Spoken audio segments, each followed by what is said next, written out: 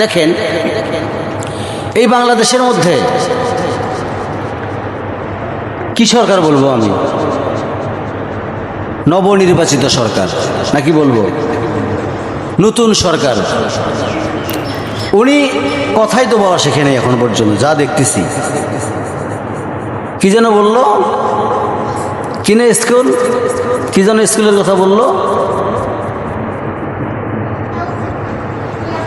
আমার এই মুহূর্তে স্মরণ নেই কথাটা। উনি ও কথাটা বলতেও পারেন নাই, সাইড থেকে কথা বলতেছেন। যেমন এক সময় আওয়ামী লীগ সরকার থাকাতে এক ব্যক্তি বলে ফেললেন, ঈদের শুভে ঘোষণা দিতে গিয়ে বললেন, আগামীকাল পবিত্র ঈদুল আজহার জানাজা নামাজ অনুষ্ঠিত হচ্ছে।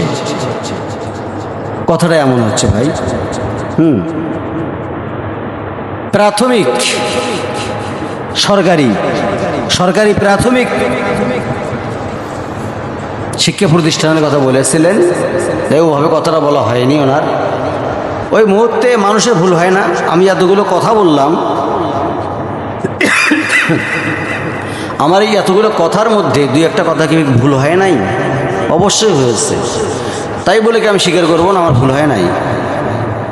উনি বলতেছেন জ্বালানি সংকট নেই, আমরা দেখতেছি পুরো জ্বালানি সংকট, ঠিক কিনা? 2 দিন পরে দেখবেন আপনার বিদ্যুৎ পাবেন না এই এলাকাতে, বাংলাদেশে বিদ্যুৎ থাকবে না। যা দেখতেছি জ্বালানি সংকট, বিদ্যুৎও কিন্তু জ্বালানি।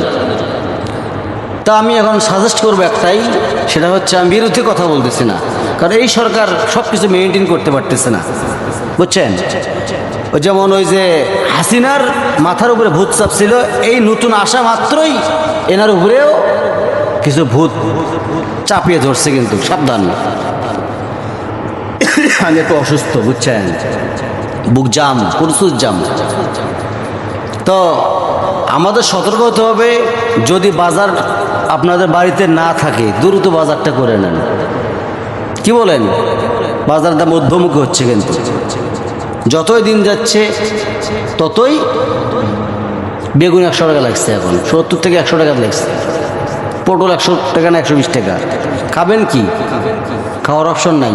তবে আমরা সাজেস্ট করতে চাই সরকারকে যে একটু সতর্ক হন, যে আপনার মাথার মধ্যে যে ভূতগুলো চাপছে এই ভূতগুলো আপনার ক্ষতি করবে। সুন্দরভাবে রাষ্ট্রটা চালান, ইনশাল্লাহ সুন্দরভাবে চলবে। যা মনে করেন দ্রব্যমূল্য যা করার দরকার সব বেড়ে যাচ্ছে না? খায়া দায় কি শান্তি পাচ্ছেন? এই 1 সপ্তাহের ভিতরে কে গরু গোস্ত দিয়ে ভাত খাইছেন? আমার মনে হয় খান নাই কেউ। দিন দিন গরুর গোস্তের দাম কমার কথা, দিন দিন গরুর গোস্তের দাম বাড়তেছে। ওরা বলল আমরা ফ্যামিলি কার্ড দেব, এমন ফ্যামিলি কার্ড দিচ্ছে ঘরে ঘরে, বাজার করা লাগে না আর, ঠিক কি না? টাকা পয়সা লেনদেন সব সময়ের জন্য আমাদের কি করা লাগবে? সঠিক রাখা অতি উত্তম।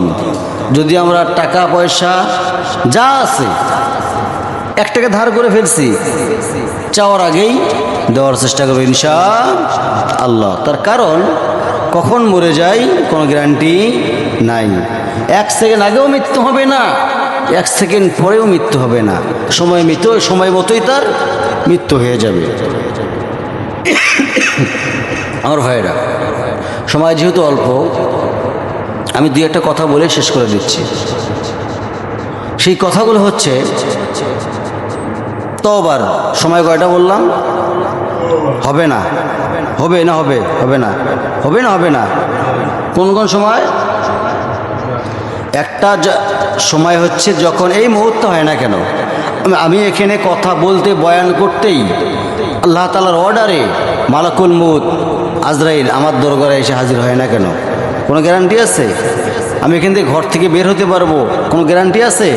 কোনো গ্যারান্টি নাই। তাহলে কখন, কোন দিন, কখন পশ্চিম দিকে সূর্য উঠবে কোনো গ্যারান্টি আছে?